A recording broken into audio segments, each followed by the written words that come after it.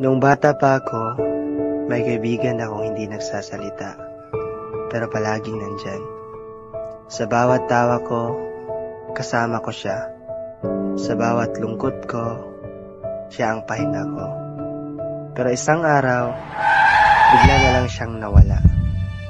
Hindi ko maintindihan kung bakit. Basta ang alam ko, sobrang sakit. Doon ko unang naramdaman kung paano mawalan, kung paano masanay sa wala.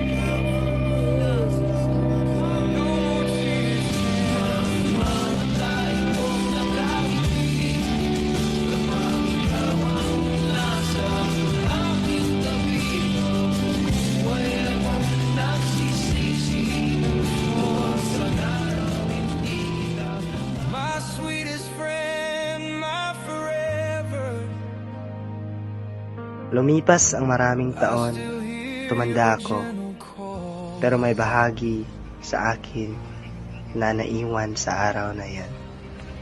Sa tuwing may nakikita akong pusa, bumabalik lahat para ipalala na hindi tayo nag-iisa. Nandito lamang pala sa lupa.